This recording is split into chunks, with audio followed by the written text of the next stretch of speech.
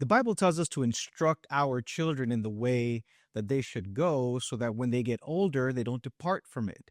And part of that is instructing them in the ways of the Lord from the Bible. But how do you teach your kids how to understand the Bible when it's very possible that you're new to the Bible yourself? Hi, my name is Jorge Coxach, and this is Love Serve Connect. I was a pastor for over 10 years, and I've been working with children's ministries for over 20 years. It's a very long time, but I've worked with individual children and classes of children for a very long time. And here's what I've learned when it comes to teaching them scripture and how to study for themselves. So, the first tip that I want to give you is start with the big narrative in the Bible. So I believe that the Bible is actually one narrative, that the story of salvation told from the perspective of God. It starts with a garden in the book of Genesis, and it ends with a garden in the book of Revelation. And so what I do when I first start teaching the kids how to understand the Bible is I start by introducing this concept of how God opens the Bible with a garden and closes the Bible with a garden, and all of the things that happen in between the two gardens are actually the story of how man loses the garden, gets lost, but then God intervenes and brings them back to the garden. And that begins to introduce the theme of salvation to kids. It helps them to have a very visual, very practical, and grounded idea of the entire concepts within the Bible, especially the concept of salvation, because they see a garden. It's something that they could visualize. It's a very image driven thing, which the Bible is very image driven, right?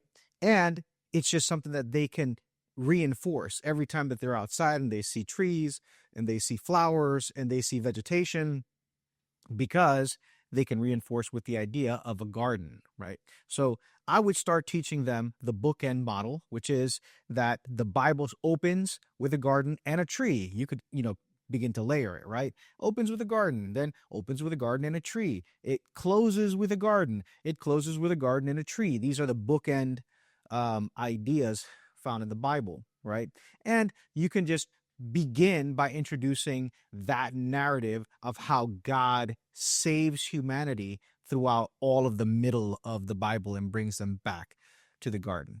The second thing that I would focus on is teaching the stories of the major people that are going to be referenced throughout the entire Bible. And so there are about four major characters that the Bible is going to reference over and over again. And I would begin by telling their stories. So the story of Moses coming out of Egypt, and that narrative, because it's a meta narrative, it's one that's going to be repeated over and over throughout the entire Bible. The story of Abraham, that story is a big story, and everybody's going to continue to reference the children of Abraham, right?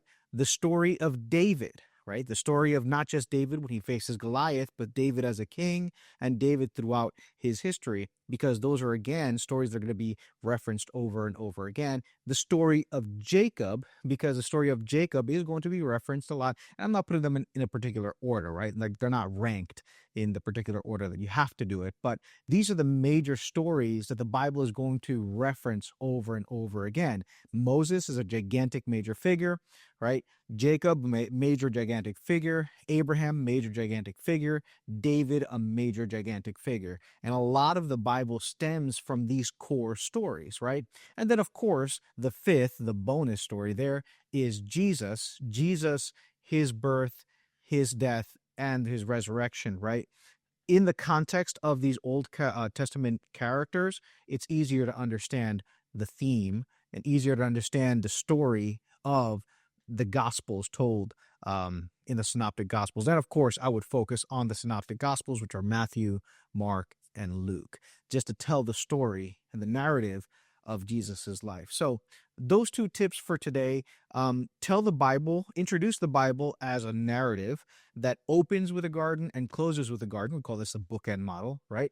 And the second thing is introduce the major characters in the Bible that are going to be referenced a lot. So introduce Moses, introduce Jacob, introduce David, introduce Abraham, and then introduce Jesus in the New Testament because he is going to, in his story, there's going to be references to all of those other characters, but Jesus is the main point of all of Scripture. So this is how you begin to introduce the Bible to kids. And, a very practical tip is just taking those stories and sharing them with the kids before they go to bed in like a Bible story format. So you can read it to them before they go to bed, or you can read it to them when they wake up as part of their daily routine, just bits and pieces of it, break it up into small parts, and that'll be helpful.